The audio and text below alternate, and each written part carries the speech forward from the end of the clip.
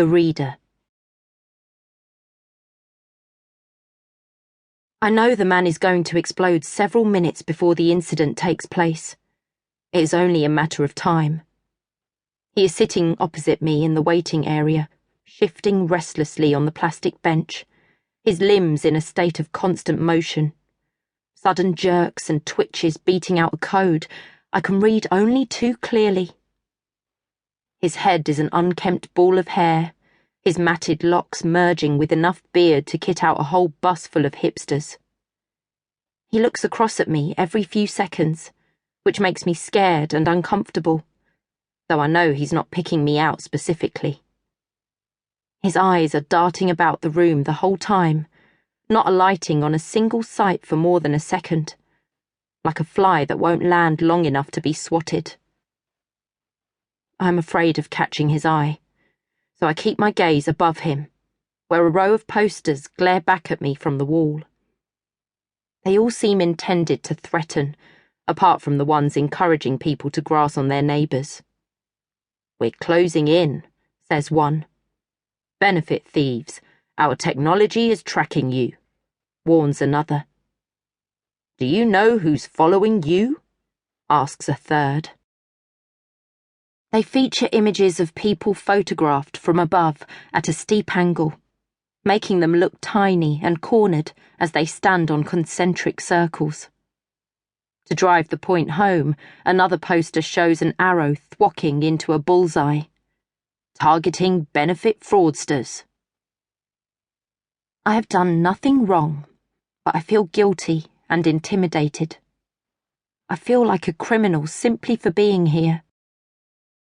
I have rehearsed what I am going to say, gone over it and over it in front of the bedroom mirror.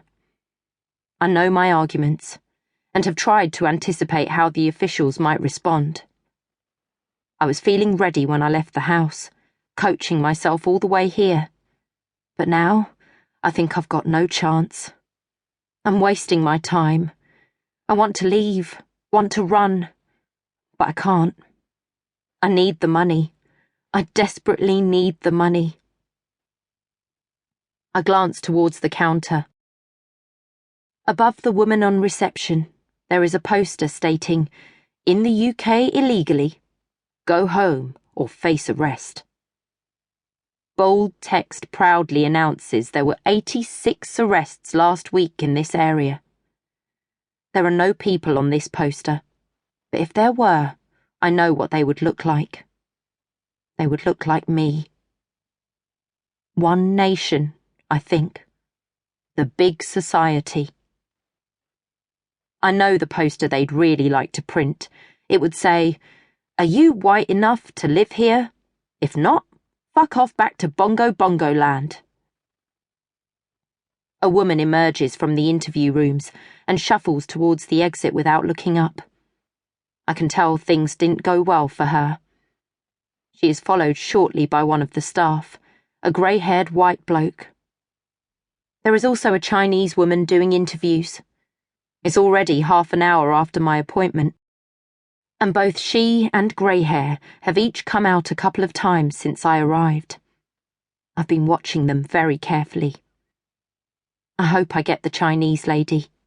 She seems relaxed, if a little tired. The grey-haired guy is like a coiled spring. He calls out a name, and the twitchy bloke opposite stands up. He walks towards the interview rooms, following Greyhair, who has barely looked at him. Part of me is pleased that Greyhair is now occupied, as I must surely be due in next. But the part of me that reads people knows something bad is about to happen. The Chinese lady comes out again, and I sit up straighter in my chair, willing my name to be called. It isn't. More people drift in and take up the empty spaces on the benches.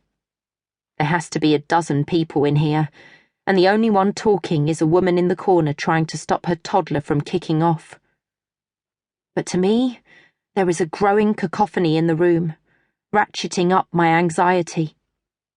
They ain't saying anything, but I can sense all of their tension, anger, fear, and hurt.